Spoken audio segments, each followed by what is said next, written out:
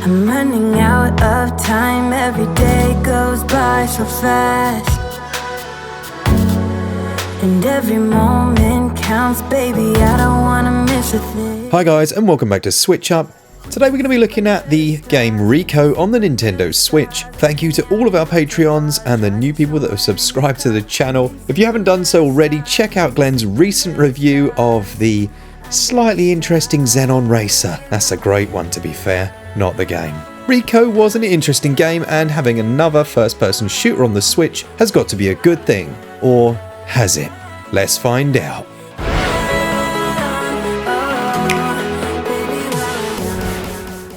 The story of Rico is that you are brought in to solve this Rico case, and although they've tried to flesh it out with cutscenes and make a reason for all the killing, it's essentially just go and kill everyone. As a massive fan of Rainbow Six Siege on PC, I was very excited to see this randomly generated room clearing game with some roguelike elements appearing on the Nintendo Switch. However, not everything was as it seemed, and as I entered my very first run through, which is shown as a case file, I wasn't exactly impressed with what I saw.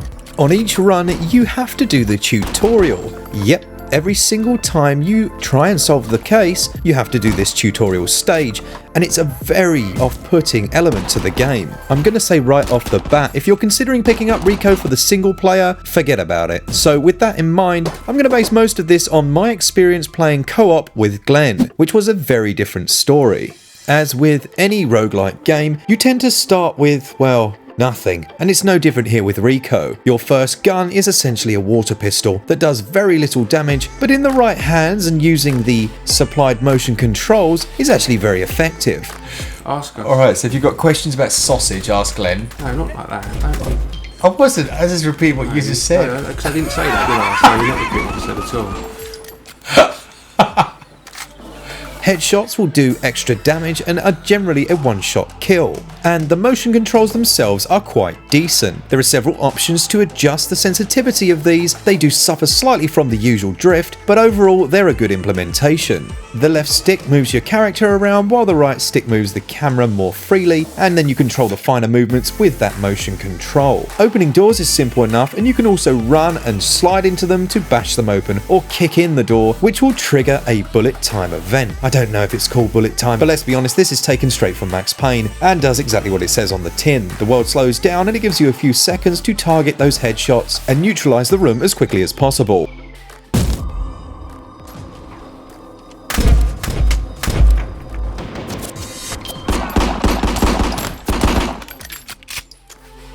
A nice addition is the ability to count down before you breach a room, which is useful when playing online as you cannot voice communicate. Once you're past that slightly irritating tutorial stage, you will be greeted with one of several scenarios, from the standard clearing of a hotel or a house to that of bomb defusal. More on that one later.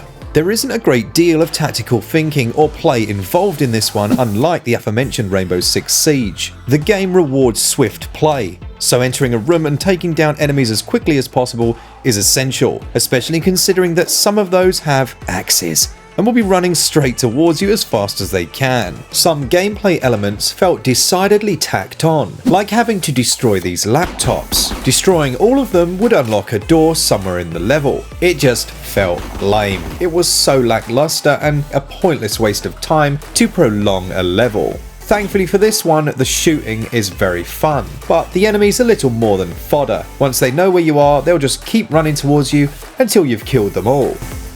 Kind of eerie as well, and oh my word. Oh, I'm down, that's upsetting.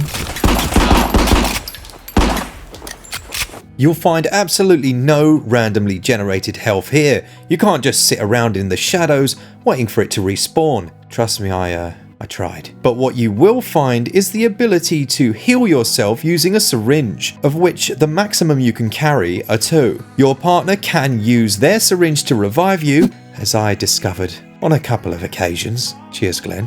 And dotted around the levels you can find these med packs. They come in a small and large variety. As well as these, some levels require you to find case files that will be hidden around, but they're not particularly difficult and can be accessed by looking at the map. You often have to check to show you where you're going, in terms of, have I picked up that case, or where do I need to run to get to the exit? Some of the most challenging missions come from the bomb defusals. In these, you and your partner rush as quickly as you can to reach the bombs and deactivate them by using the action command. 3, 2, 1, go. Nice.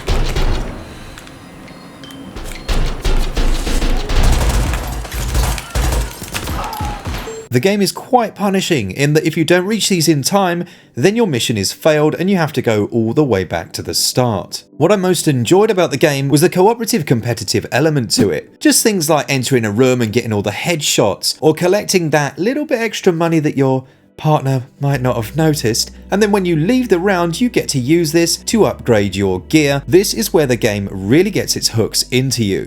After a round you've got these merit points for those people that have just come along. And for some reason it says MA M12, that just means the merit cost. I don't know why it doesn't say 12M. If you die more than your partner, then you'll receive less money. If your partner gets more kills than you, well, they get more cash. It's all a very rewarding system, which obviously, you know, Glen was moaning that I died more, but he got far more cash than me and then had a much better weapon. At the end of each stage, you get a random choice of gear to buy. Interestingly, here is where some similarities to a game like The Binding of Isaac comes in. At the end of each stage, obviously with no randomly regenerating health, you can actually spend your money to heal your character or purchase armor. And as any other aficionados of that series can tell you, health is king. If you don't have any health, then it doesn't matter what weapon you buy, it's going to do you no good whatsoever. As I found out a few times. Thankfully, Glen revived me. You also unlock a wide variety of additions for your weapons. These can modify them in several ways. One of our favourites was the silencer, which left us feeling like James Bond. Actually, no, it left Glen feeling like James Bond. I didn't earn enough money. Anyway, so you can add several things on, such as reflex sights onto your guns or laser dots to make those crucial headshots that little bit easier. Some levels do claim to be boss fights and you have to take down a gang leader, but we never really saw the gang leader. It was very strange indeed. You'd work your way through the level as normal and then apparently you killed them at some point. It's not very clear and I didn't really like the way they did this. Perhaps a mini cutscene to introduce them would have made the whole experience a little bit more rewarding. There isn't really a huge deal of enemy variety and many clones will be coming your way, but that's not really the point of this game. It's all about those shooting mechanics, and working in co-op is where this shines. I didn't find the online particularly enjoyable at all, and the single overall for me was absolutely lackluster. It just gets boring on your own. There are a couple of other gameplay modes outside of the main campaign, if you will call it that, and these include a horde mode where you have to fight wave after wave, and again, if you're not doing that with a friend, it's very dull. Overall, I give gameplay 14 out of 20, and the controls are decent, they get 15 out of 20. The visual performance of Rico on the Nintendo Switch is the very definition of lackluster. There are some strange frame rate drops at times, such as at the start of the tutorial stage, which you have to go through each time. Here, frame rates tank. Also, we found that in co-op mode, it seemed in general to perform better than that of single, which is strange. While in some areas it can look passable, overall it just seems devoid of any real character, and despite again some lovely eShop trailers, this really doesn't cut the mustard in terms of visuals. Textures, lacking shadows, and a very strange lighting glitch which causes the lighting and shadows to load as you enter an area. Enemies seem to have some form of havoc physics to them. They can sometimes fly in all directions or just glitch into a wall and shudder. You know exactly what I'm talking about. In slow-mo it looks better and it's a nice touch to have this, but even that doesn't really look the way I'd imagined it would. For me, the best visual aspect of the game are the guns. I suppose that's a good thing in a game all about shooting people. As for the audio, it feels equally unpolished. There are times where your weapons sound fantastic, and that slow-mo sound effect is exactly what you would expect. It's just a little underwhelming overall.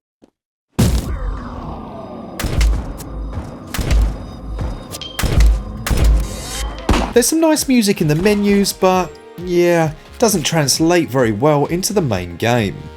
I hate to say it, but for me, visuals are decidedly below average, and they score 8 out of 20. The audio is much more serviceable. The weapon sounds are quite solid and chunky, but the lack of any real variety lets the game down in this regard as well. Audio scores 13 out of 20.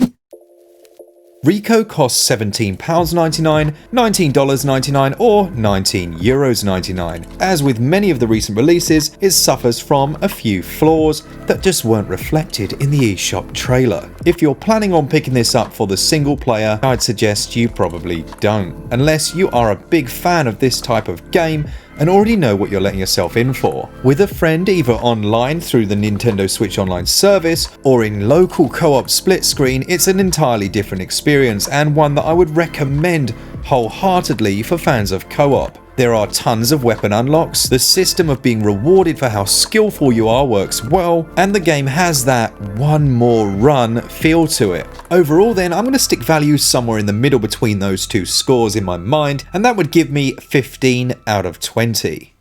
I would say then that you would probably want to hold on for a sale on this one, and the developers are promising many patches and also new content provided. If you're a huge fan of co-op, maybe pick this one up now, but if not, definitely wait until some improvements have been made. Overall then, it scores a SwitchUp score of 65%. It's by no means a bad game and we had a great deal of fun in co-op. If that's what you're after, then perhaps consider this one. There are just too many flaws at this stage, particularly for single players. Thanks so much for watching. If you enjoyed the video, leave a comment down below, and a big thank you to our Patreons, and as always, for all things Switch all the time, keep it Switch up. Cheers guys, see ya!